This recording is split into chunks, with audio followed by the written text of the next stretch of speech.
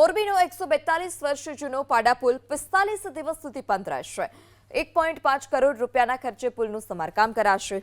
મચ્છુ નદી પર આવેલા પાડા પુલના બેરિંગ, જોઇન્ટ અને માસ્ટિક આસ્ફાલ્ટની મહત્વની કામગીરી કરવામાં આવશે। સમારકામ દરમિયાન લોકોની સુરક્ષા અને ટ્રાફિક નિયમન જળવાઈ રહે તે હેતુથી જિલ્લા મેજિસ્ટ્રેટ કેબી ઝવેરીએ આવતીકાલે રાતથી 11 વાગ્યા સુધી વાહનોની અવરજવર પર પ્રતિબંધ મૂકતું જાહેરનામું બહાર પાડ્યું। સમારકામ પૂર્ણ ન થાય ત્યાં સુધી વાહનોની અવરજવર બંધ રહેશે।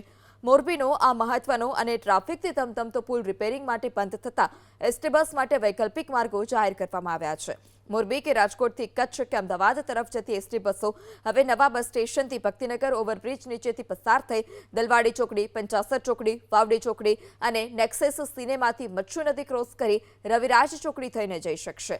તેવી જ રીતે કચ્છ તરફથી આવતી બસોને માળિયા ફાટક અને અમદાવાદ તરફથી આવતી બસોને મહેન્દ્રનગર ચોકડી તેમ બે રૂટની બસોએ રવિરાજ ચોકડી પહોંચી મચ્છુ નદી ક્રોસ કરી નેક્સેસ સિનેમાથી વાવડી ચોકડી અને પંચાસર ચોકડી તરફ નવા બસ સ્ટેશન તરફ જવું પડશે।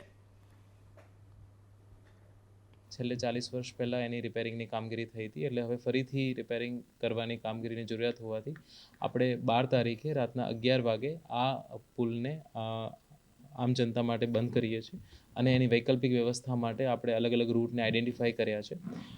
આ જે અલગ અલગ રૂટ છે એની અંદર મોરબી રાજકોટ જે એસટી બસ છે, એસટી બસ માટે મોરબી રાજકોટથી કચ્છ અમદાવાદ તરફ જવા માટે ભક્તિનગર ઓવરબ્રિજથી થઈને રવિરાજ ચોકડી, માળિયા ફાટક થઈને મહેન્દ્રનગર ચોકડી તરફ જવા માટે।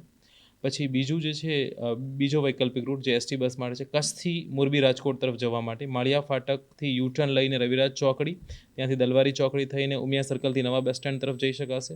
એના સિવાય વૈકલ્પિક રૂટ નંબર 3 જે એસટી બસ માટે છે અમદાવાદથી મોરબી રાજકોટ તરફ જવા માટે મહેન્દ્રનગર ચોકડીથી માળિયા ફાટક થઈ અને રવિરાજ ચોકડી થઈને દલવાડી ચોકડી થઈને ઉમિયા સર્કલ નવા બસ સ્ટેન્ડ તરફ જઈ શકાશે। આ જે રિપેરિંગની કામગીરી છે કરીબન 1.5 કરોડના ખર્ચે થઈ રહી છે અને કરીબન 45 દિવસ સુધી ચાલશે। આ જે માન્ય ડીએમ સાહેબનું જાહેરનામું છે એ જાહેરનામા પ્રમાણે જ્યાં સુધી કામગીરી પૂરી ન થાય ત્યાં સુધી આપણે આ પુલને જે છે બંધ કરવામાં આવ્યો છે અને એની વૈકલ્પિક વ્યવસ્થાઓ કરવામાં આવી છે।